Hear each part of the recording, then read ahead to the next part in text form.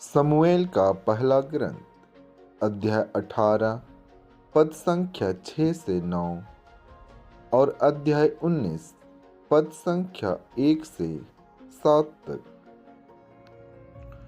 जब दाऊद फिलिस्ती को मारने के बाद सेना के साथ लौटा तो स्त्रियां इस्राएल के सब नगरों से निकलकर नाचते गाते, डफली और झांझ बजाते और जयकार करते हुए राजा साउल की अगवानी करने गई।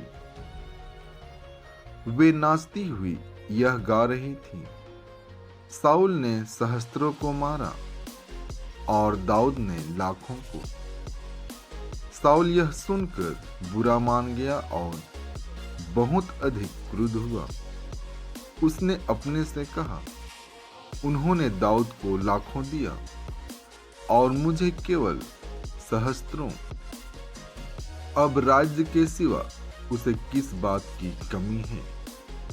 उस समय से साउल दाऊद को ईर्ष्या की दृष्टि से देखने लगा।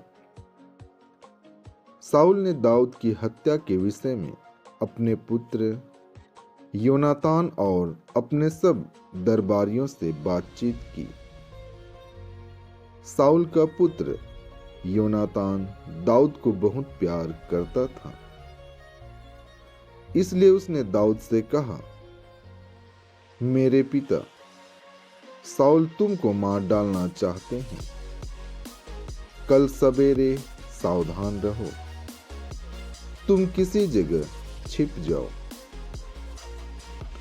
और मैं शहर से निकलकर उस मैदान में जहां तुम होगे अपने पिता के पास रहूंगा और तुम्हारे विषय में अपने पिता से बात करूंगा।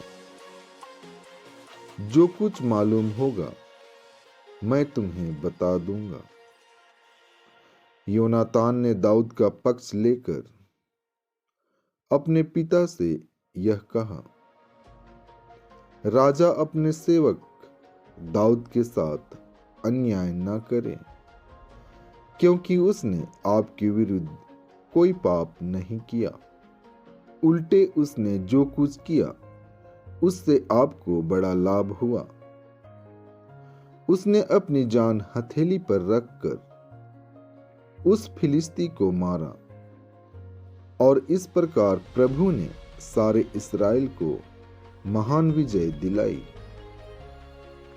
आपने यह देखा और आनंद मनाया। अब आप क्यों अकारण ही दाऊद को मारकर निर्दोष रक्त बहाना चाहते हैं? साउल ने योनातान की बात मान ली और शपथ खाकर कहा, जीवंत ईश्वर की शपथ, दाऊद नहीं मारा जाएगा। इसके बाद योनातान ने दाऊद को अपने पास बुलाया और उसे ये सभी बातें बताई। योनातान दाऊद को साउल के पास ले आया और वह फिर पहले की तरह साउल के साथ रहने लगा।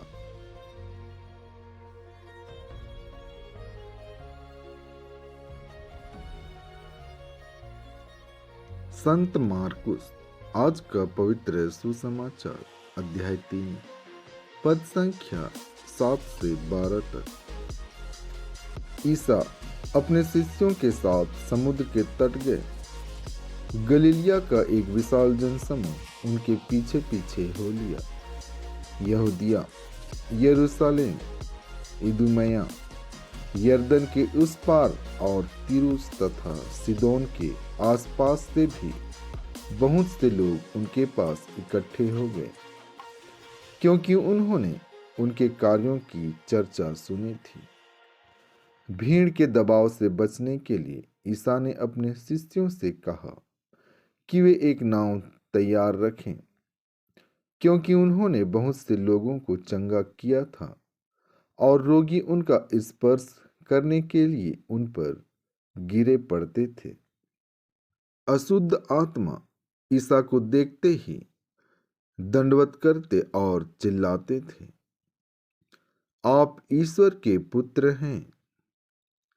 किंतु वह उन्हें यह चेतावनी देते थे कि तुम मुझे व्यक्त मत करो,